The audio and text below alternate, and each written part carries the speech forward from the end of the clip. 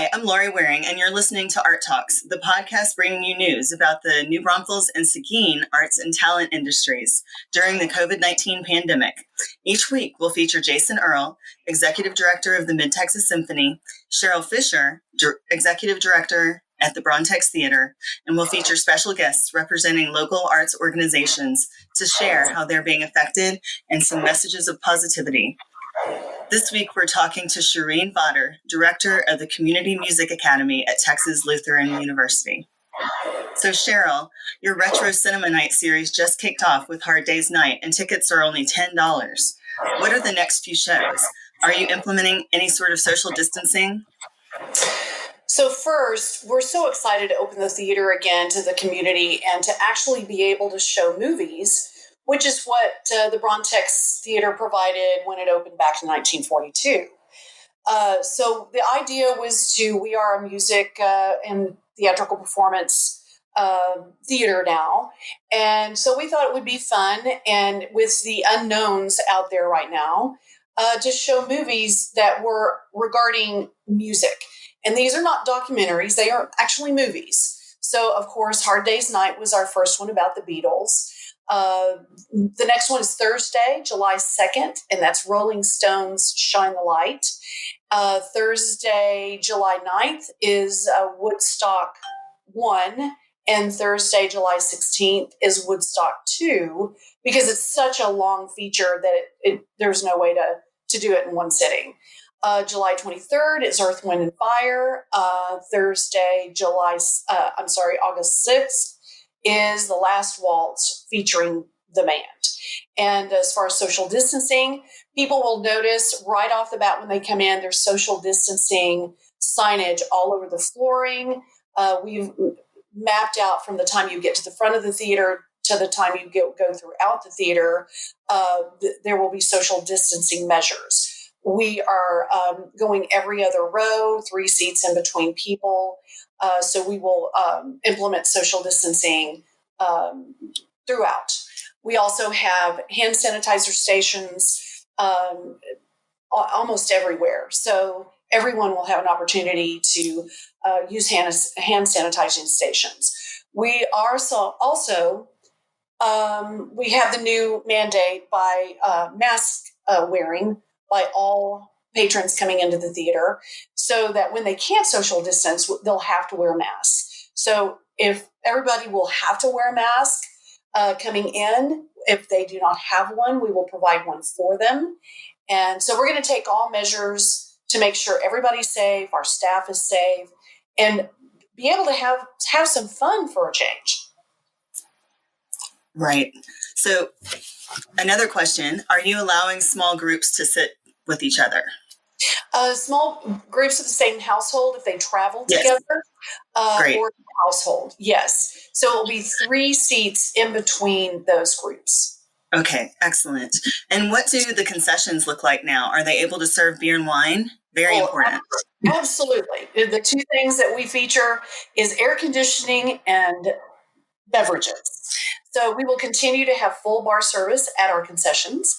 We have social distancing in place with a queue spacing on lobby right when needed to diminish any crowd gathering at concessions. We have also installed safety shields in the concessions area, as well as our box office. Servers will be wearing masks and gloves, and we have made payment much easier with payment transactions facilitated on the patron side and not the server side. I think those movies, those films will be a big hit, especially the Woodstock ones. I think that that's awesome, and I'm glad that you're able to split it into 2 parts. That'll be fun to go with. And today we're talking with Shareen with the Community Music Academy. How are you doing, Shareen? I'm doing fine. Thank you. Welcome. Thank you for being here. And we wanted to invite you on here to talk a little bit about the Community Music Academy at Texas Lutheran University, and to talk about, what your experience has been with, COVID-19, and, what it is you impact. So let's start out by saying, what is the Community Music Academy? Who does it serve, and what programs does it offer? Sure. The TLU Community Music Academy is a nonprofit community music school that provides music education to students of all ages and levels of ability. The mission of the CMA is to enrich the community and transform lives by pursuing excellence in string and choral music education in a stimulating, nurturing, and fun environment. The CMA serves the Seguin community and surrounding areas, including Seguin ISD, Navarro ISD, as well as the New Braunfels area. And we serve a lot of homeschool students as well from the surrounding area. The various programs that we offer include just a variety of music education programs with our string classes that are based on the Suzuki string method. To begin with, we offer the Lindenbaum Outreach String Classes Level 1 and 2, which are for the beginners, for 2nd, 3rd, 4th, and 5th graders. Generally, our violin program starts with the 2nd and 3rd graders, and then we offer the cello program for the older ones, 4th and 5th grade primarily, 3rd, 4th, 5th. Once students complete the beginning 2-year program, they can advance then into the beginning orchestra, followed by the chamber orchestra, and then finally the CMA performers, which is our most advanced orchestra. And all these classes and ensembles, of course, perform on a concert each semester. Last year, we were very fortunate to be able to begin a pilot outreach guitar level 1 class. And of course, that will continue to level 2 this coming year while we have level 1 going on as well. And same kind of thing, we limited it, of course, starting out as a pilot class.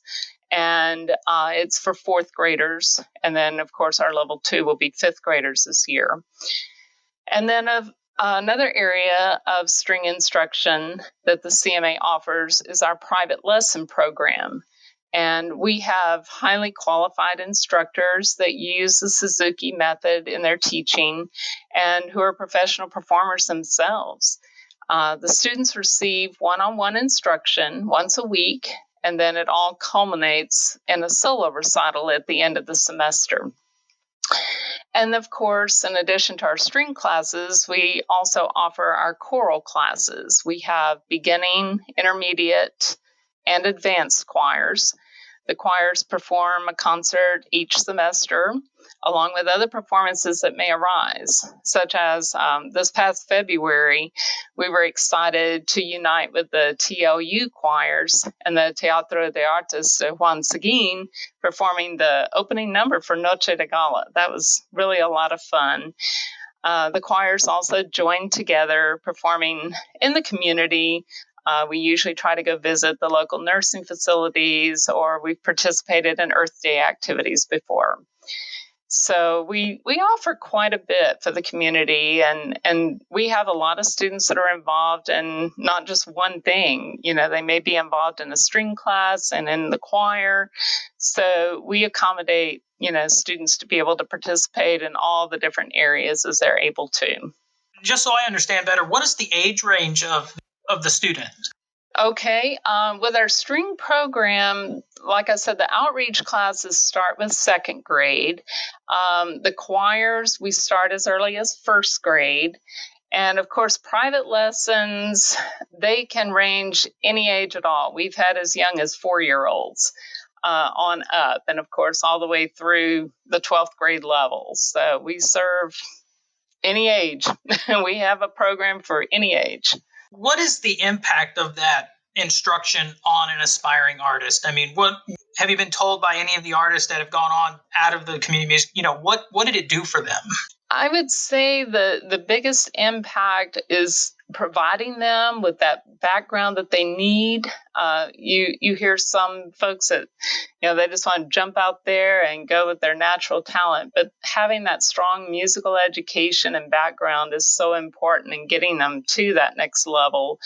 And of course, the CMA offers so many performance opportunities that help them to build the tools that they're going to need to perform. And then I think the importance of our CMA instructors being professionals and out there performing just provides an excellent role model for them and the contacts that they're going to need to be able to go on as developing artists. How has COVID-19 affected CMA since the early spring to now? Right.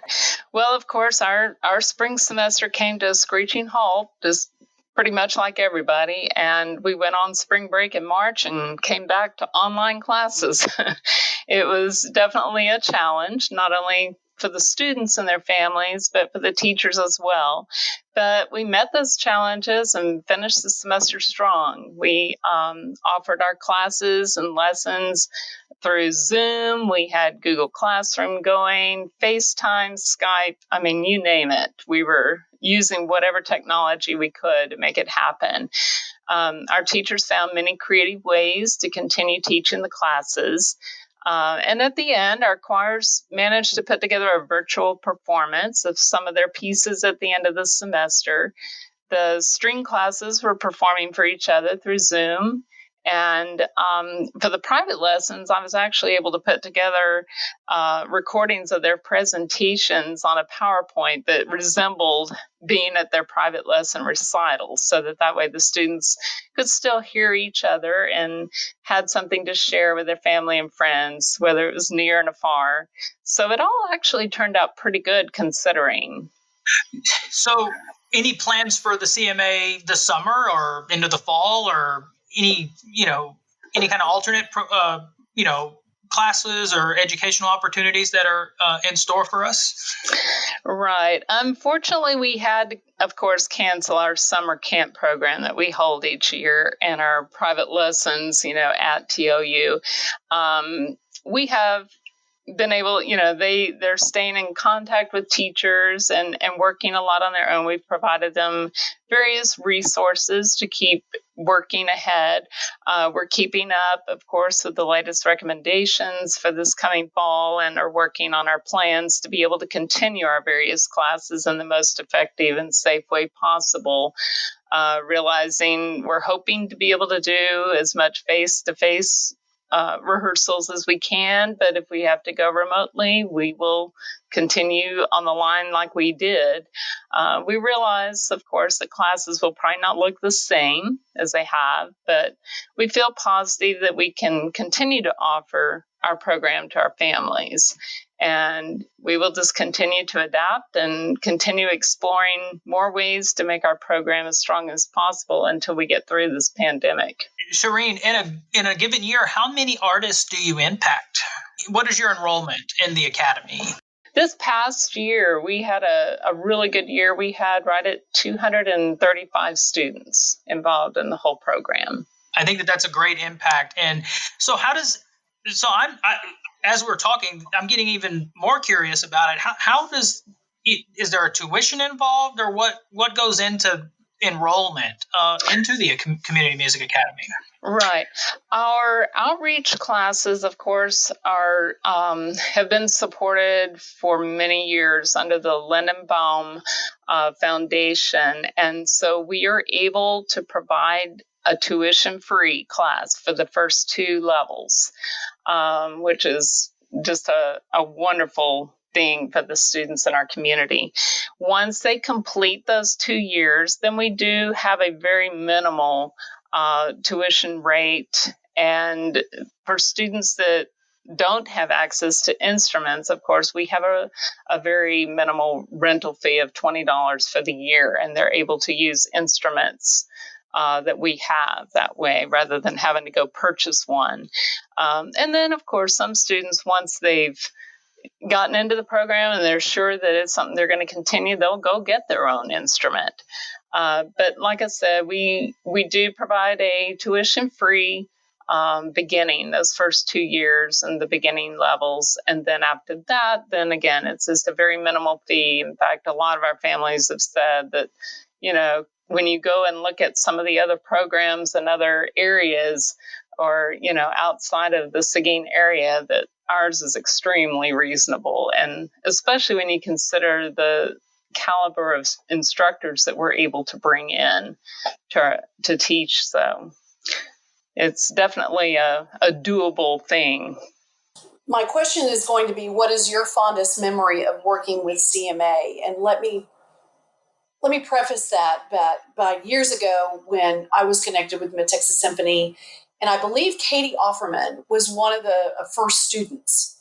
Now, Katie Offerman went from violin to, quote, fiddle, and is now big in Nashville and went to the Berkeley Music.